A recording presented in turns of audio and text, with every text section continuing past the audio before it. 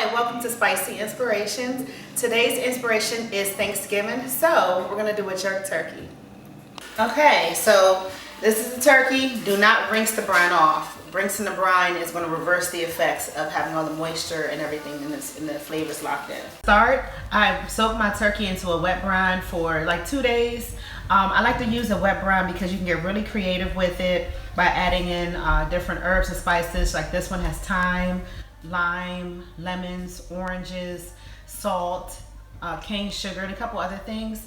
So first thing, we take about 4 ounces, about a half a cup of, I like to use avocado oil, but I understand having guests over, you may have people with allergies to avocado, so think about that. And you just want to rub that avocado oil into the turkey.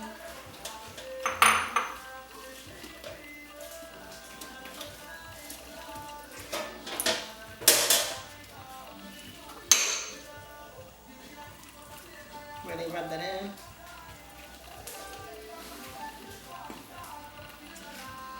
So yeah, you want to rub the avocado in on all parts of the turkey, or whatever oil you decide to use. Now this right here is my spicy jerk marinade, about a little over a half a cup, so a little over 4 ounces. I would say about 5 ounces. And again, this is about, I don't think I mentioned this, but this is about a 12-pound turkey.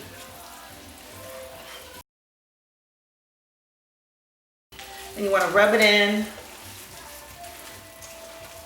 and even underneath the skin, if you have any open spaces, just rub some of the marinade in really, really good.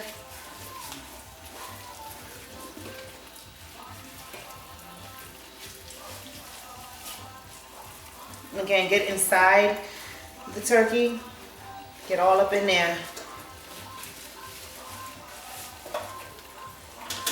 Then you want to flip it over. Take some more of the marinade. Again, it's only about 5 ounces, a little more than a half a cup of my spicy marinade.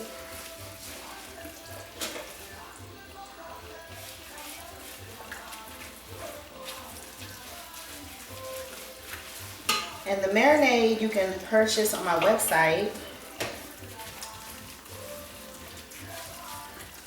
Maybe shipped to you, or you can pick it up at Brackish Waters in National Harbor, Maryland.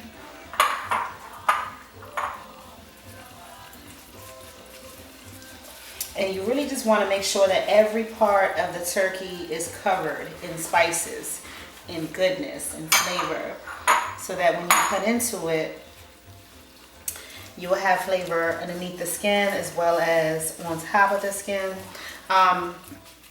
One advice that I'm going to have, I like to cook my turkey upside down. That's the breast down, even if I'm putting it on a grill.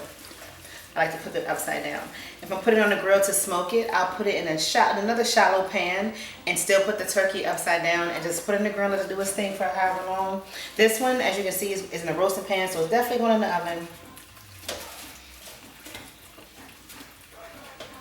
And I don't know if I mentioned this in the beginning of the video.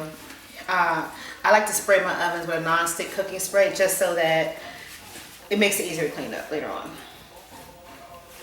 Okay, so, and then also just as added flavor, again, I like to stuff the turkey with carrots, onions, and celery.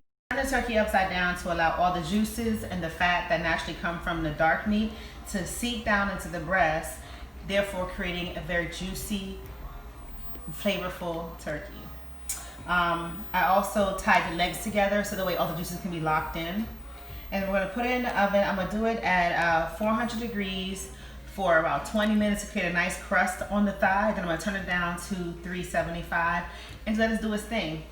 At the very end of the cooking process, I'm going to flip it back over and allow the breast to get dark. You don't have to. That last part is definitely optional. If you don't mind having a really moist breast, then leave it on the front, leave it on the down side. Turkey for about 6 hours on 375. I did not end up flipping it. This is the end result, a nice juicy moist turkey. Granted, some ovens you may have to cook it a little less or a little longer depending on how it heats, so just keep checking it periodically. The turkey is breaking up.